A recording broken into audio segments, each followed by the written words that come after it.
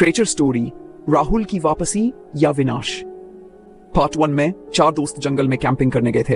रात में रहस्यमयी क्रेचर ने हमला किया और राहुल गायब हो गया। जंगल की गूंज। जंगल की उस भयावह रात के बाद तीनों दोस्त अर्जुन, विक्रम और नीलेश किसी तरह सुबह होते ही गांव लौट आए। सबके चेहरे पर डर और सदमा साफ दिख रहा था, लेकिन सबसे बड़ा सवाल था, राहुल कहाँ है? तलाश शुरू होती है। पुलिस और गांव वाले जंगल में राहुल की तलाश शुरू करते हैं। जगह जगह पंजों के निशान, टूटी हुई झाड़ियां और कुछ अजीब सी बदबू के अलावा कोई सुराग नहीं मिलता। मैंने कुछ देखा था, वो कोई जानवर नहीं था, इंसानी शक्ल थी उसकी, मगर आंखें खून जैसी लाल थीं। अजीब घटनाएं फिर से शुरू होती हैं। हर रात जंगल की ओर से अजीब सी आवाजें आती, गांव के पालतू जानवर गायब होने लगते हैं और एक रात अर्जुन को सपना आता है जिसमें राहुल उसे पुकारता है, मुझे बचाओ, मैं जिंदा हूं, लेकिन वो मुझ में घुस चुका है। फिर से जंगल में जाना पड़ता। तीनों दोस्त एक बार फिर साहस जुटाकर उसी जंगल में जाते हैं जहां सब शुरू हुआ था। अब उनके पास एक कैमरा, टॉर्च और एक लोकल तांत्रिक ऊर्जा भी है। जैसे ही वो रात में उस जगह पहुंचते हैं जहां राहुल गायब हुआ था, हवा एकदम ठंडी हो जाती है और झाड़ियों से राहुल बाहर आता है। पर ये राहुल नहीं, क्रेचर बन चुका है। उसकी आंखें अब इंसानी नहीं रहीं, उसके नाखून नुकीले हो गए और उसकी आवाज में दर्द के साथ एक अजीब गूंज है, तुमने मुझे छोड़ा था, अब मेरी भूख तुमसे शांत होगी। अंतिम टकराव, ओझा तांत्रिक मंत्र पढ़ता है और राख छिड़कता है, जिससे राहुल थोड़ी देर के लिए रुकता है। अर्जुन उसकी पुरानी तस्वीर दिखाकर उसे याद दिलाने की कोशिश करता है। एक झलक के लिए राहुल की आंखों में इंसानियत लौटती है, लेकिन तब तक बहुत देर हो चुकी होती है। राहुल चीखता है और खुद को जलती हुई आग में फेंक देता है। जंगल में एक जोर का धमाका होता है और हर चीज शांत हो जाती है। विक्रम और नीलेश टूट चुके थे। उन्होंने अपना दोस्त खो दिया, लेकिन गांव में शांति लौट आई। पर क्या सच में? सच में आखिरी सीन में जंगल की गहराइयों में एक और जोड़ी लाल आंखें चमकती हैं। क्रेचर एक नहीं था, ना चांद था ना तारे, स्फिक्स आया था जो हर दरवाजे के पीछे इंतजार कर रहा था। लोग कहते हैं वक्त सब कुछ बदल देता है, लेकिन उस रात जो हुआ था वो 1 साल बाद फिर से लौट आया, क्योंकि कुछ कहानियां कभी खत्म नहीं होती। अब जो होगा वो पहले से ज्यादा खतरनाक होगा और तुम भी शायद अगला शिकार बन सकते हो। डर लग रहा है ना? तो जल्दी से सब्सक्राइब करो हॉरर स्टोरी टीवी 30, क्योंकि अगली चीख शायद तुम्हारी हो। राहुल अब नहीं रहा, लेकिन जंगल में शिकार अभी बाकी है।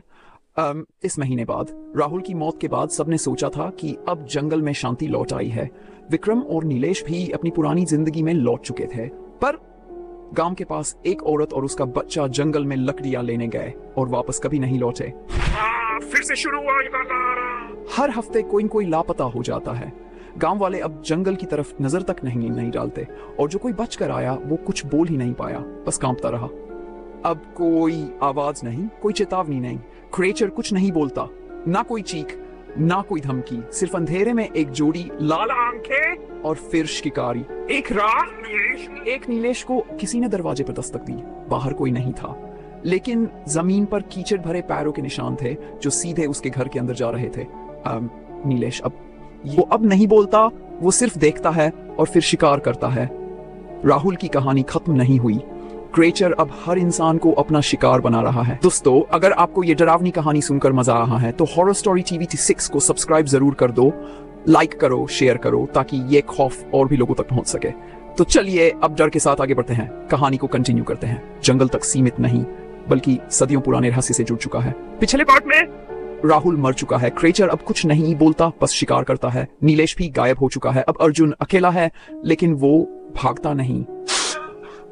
पार्ट 4 की शुरुआत। अर्जुन एक पुरानी किताब लेकर गांव के एक वृद्ध साधु के पास जाता है। साधु कांपते हुए बोलता है, तू रावनाक के क्षेत्र में घुस चुका है। वह रावनाक क्या है? सदियों पहले जंगल के बीच के नीचे एक भयानक तांत्रिक को जिंदा जलाया गया था। मरते वक्त उसने शाप दिया था, जिसने मुझे जलाया उसकी हर पीढ़ी मेरा शिकार बनेगी। उस तांत्रिक का नाम था रावनाक। वक्त बीतता गया, पर उसकी आत्मा एक क्रीचर बन चुकी थी, इंसानी शरीर को खाने वाला, पर खुद इंसान के अंदर घुसकर जीने वाला। अर्जुन को मिलता है होपनाक का नाम।